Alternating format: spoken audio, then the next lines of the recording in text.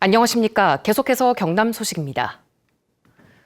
검찰이 김건희 여사 공천 개입 의혹 핵심 인물인 명태균 씨와 김영선 전 국회의원 등 4명에 대해 구속영장을 청구했습니다. 창원지검은 어제 명 씨와 김 전 의원, 2022년 6.1 지방선거 대구 경북 지역 예비후보자 2명, 총 4명에 대해 정치자금법 위반 혐의로 구속영장을 청구했습니다. 검찰은 이들이 공직선거에 있어 특정인을 후보자로 추천하는 일과 관련해 정치자금을 불법 기부하거나 받은 혐의가 있다며 증거인멸 등을 이유로 구속영장을 청구했다고 설명했습니다. 이들에 대한 구속 전 피의자 신문은 모레 오후 창원지법에서 열립니다. 명태균 씨는 김건희 여사 공천 개입 의혹뿐 아니라 여론조사 조작 의혹도 받고 있는데요. 김영선 전 의원의 회계 책임자인 강혜경 씨 측은 경남 지역 여론조사도 조작이 있었다고 주장했습니다. 검찰이 이에 대한 진실을 밝혀야 한다는 지적이 있습니다. 송현준 기자가 보도합니다. 명태균 씨가 실질적으로 운영한 것으로 알려진 미래한국연구소. 명 씨는 이 연구소를 통해 각종 선거 여론조사를 했고 선거 전문가가 됐습니다. 연구소에서 여론조사 실무를 담당했던 강혜경 씨는 지난 대선 때 윤석열 후보가 유리한 여론조사 결과를 냈다고 주장했습니다.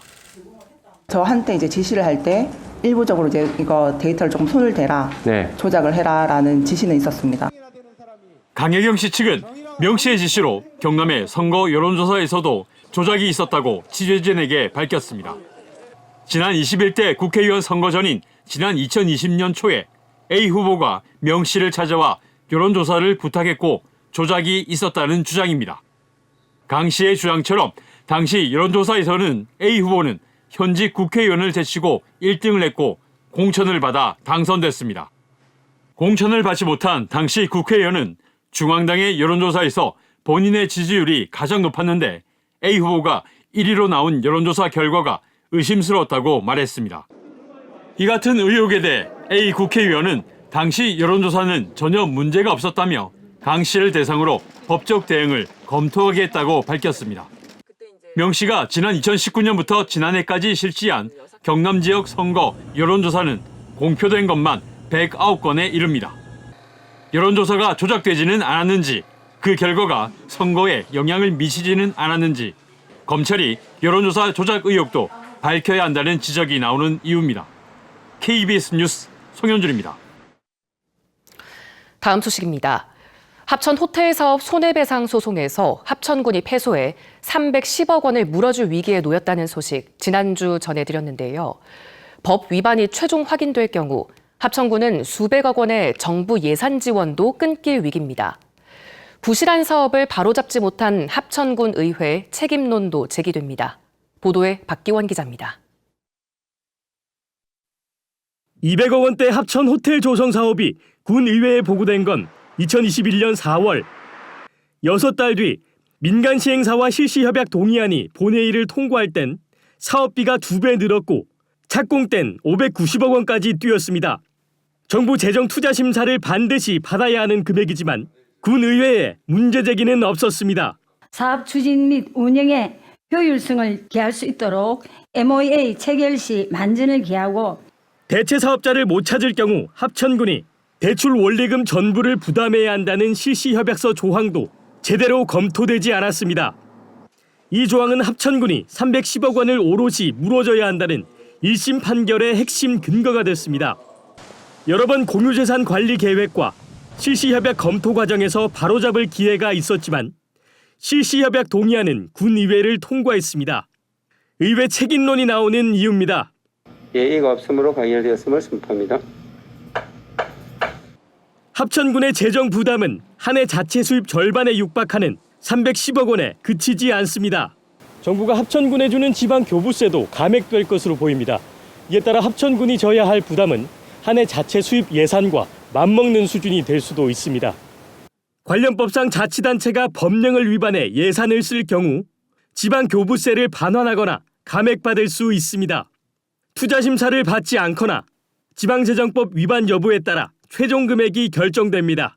자기 돈이라 치면 이건 난리가 날 일 아니겠어요. 근데 군수를 비롯해서 군의회는 이 관련해가지고 어떤 사과도 공개적으로 사과도 하고 있잖아요. 합천군 의회는 의회 책임론과 관련한 취재진의 질의에 답변을 내놓지 않았습니다. KBS 뉴스 박기온입니다. 한반도에서 제주도 다음으로 겨울 기온이 포근한 거제에서는 지역 특산품 유자 수확이 시작됐습니다. 올해는 이상기후 등 영향으로 생산량이 줄 것으로 예측되지만 새로운 품종과 다양한 가공상품 개발로 돌파구를 찾고 있습니다. 보도에 최진석 기자입니다. 가지마다 샛노란 유자 열매가 탐스럽게 열렸습니다. 본격적인 수확철을 맞아 농민들이 유자를 따느라 쉴 틈이 없습니다. 경남 거제시의 유자 생산 농가는 모두 300여 곳, 면적은 약 100헥타르에 달합니다. 유독 더웠던 지난 여름, 열매가 햇볕에 댄 현상 등으로 올해 생산량은 지난해보다 260톤가량 줄어든 700톤에 그칠 것으로 전망됩니다. 올해 또 고온에 따른 일소 현상이 좀 발생함으로 인해서 과일 수확량이 조금 줄어들 것으로. 농민들은 거제에서 개발된 새로운 유자 품종, 청류에 거는 기대가 큽니다.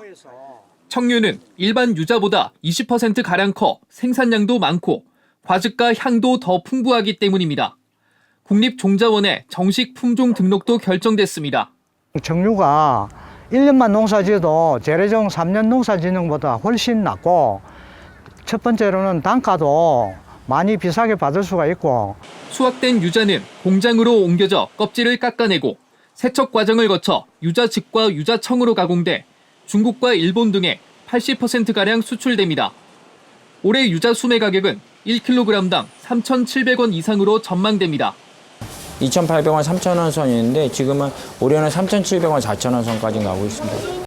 신품종 청류뿐만 아니라 거제 유자는 과자와 맥주, 발효차 등 다양한 상품으로 개발돼 주목받고 있습니다. KBS 뉴스 최진석입니다. 현재 내륙 곳곳으로 안개가 짙게 끼어 있습니다. 특히 창녕의 가시거리가 70m까지 좁혀지면서 시야가 무척 답답한데요. 그 밖에 내륙을 중심으로도 오전까지 가시거리 200m 미만의 짙은 안개가 끼는 곳이 있겠습니다. 차량 운행하신다면 안전운전 하셔야겠습니다. 한편 오늘도 어제만큼 포근하겠는데요. 오늘 창원의 아침 최저 기온은 11.8도로 어제보다 조금 높게 출발하고 있고요. 한낮에도 21도까지 오르면서 예년 수준을 웃돌겠습니다. 수능일인 목요일에도 오늘과 비슷한 기온이 이어지면서 큰 추위는 없겠습니다. 위성 영상 살펴보시면 오늘 경남의 하늘 고기압의 영향권에서 대체로 맑게 드러나겠습니다. 현재 기온 창원이 12도, 함안이 8도를 보이는 등 예년보다 높게 출발하고 있는데요. 한낮에도 창원이 21도, 의령이 22도까지 오르면서 어제와 비슷하겠습니다. 서부 지역도 진주가 6도, 산청이 7도로 출발하는 아침이고요. 한낮에는 합천이 22도, 사천과 남해가 21도 예상됩니다. 바다의 물결은 동해남부 먼바다에서 최고 2m로 일겠습니다. 수능이 치러지는 목요일 저녁부터는 5mm 미만의 비가 조금 내리겠고요. 비는 금요일 오전까지 이어지겠습니다. 날씨였습니다. 2025학년도 대학 수능 시험지가 어제 경남에 도착했습니다.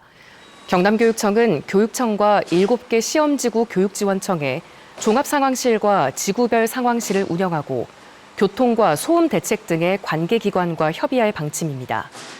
올해 경남의 수능시험 응시생은 3만 75명으로 재학생 2만 3천여 명, 졸업생 6천여 명 등입니다. 경남을 떠난 대학생 가운데 경남으로 돌아올 의향이 있는 학생은 34%에 그치는 것으로 조사됐습니다. 여성가족재단이 경남 출신 타 지역 대학생 432명을 대상으로 10년 이내 경남에 돌아올 의향을 조사한 결과 66%는 없다고 답했지만 있다는 응답은 34%에 그쳤습니다. 청년들의 경남 정착을 위한 정책을 묻는 질문에는 49.5%가 청년 일자리 지원을 꼽았고 기업과 공공기관 유치가 14.8%, 청년 창업 지원이 9.3% 등으로 나타났습니다. 지난주 창원시의 웅동 1지구 사업 지행자 지정 취소 소송 패소 원인은 부산진해 경제자유구역청의 처분에 대해 법원이 공익성이 더 크다고 판단한 것으로 나타났습니다. 부산지법 제1행정부 판결문을 보면 창원시가 웅동 사업을 계속할 수 있다는 주장은 받아들이기 어렵고 대체 사업 시행자를 지정할 경우 공익이 더 크다고 판단한 것으로 나타났습니다. 재판부는 또 창원시 입장에서도 대체 사업 시행자 지정으로 소유 토지 비용을 회수할 수 있는 등 이점이 크다고 언급했습니다. 밀양 농어촌 관광단지 숙박시설 착공을 두고 밀양시와 민자 사업자가 갈등을 빚고 있습니다.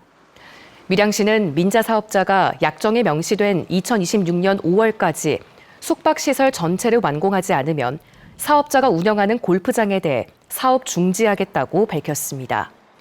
밀양 농어촌 관광단지는 밀양시가 1,500억 원을 투입했지만 매년 20억 원 넘는 운영 적자가 우려되고 민자 사업자는 골프장을 소유하게 돼 특혜 논란이 이어져 왔습니다. 해군 창설 79주년을 맞아 잠수함 구조함인 강화도함이 어제 진해 군항에서 취역했습니다. 5,600톤급인 강화도함은 심해 구조 잠수정과 수중 무인 탐사기 등을 갖춰 기상 상황에 상관없이 구조 활동이 가능합니다. 해군은 청해진함에 이은 두 번째 잠수함 구조함으로 24시간 안에 잠수함 조난 사고 구조 활동을 시작할 수 있다고 설명했습니다. 뉴스를 마칩니다. 시청해주신 여러분 고맙습니다.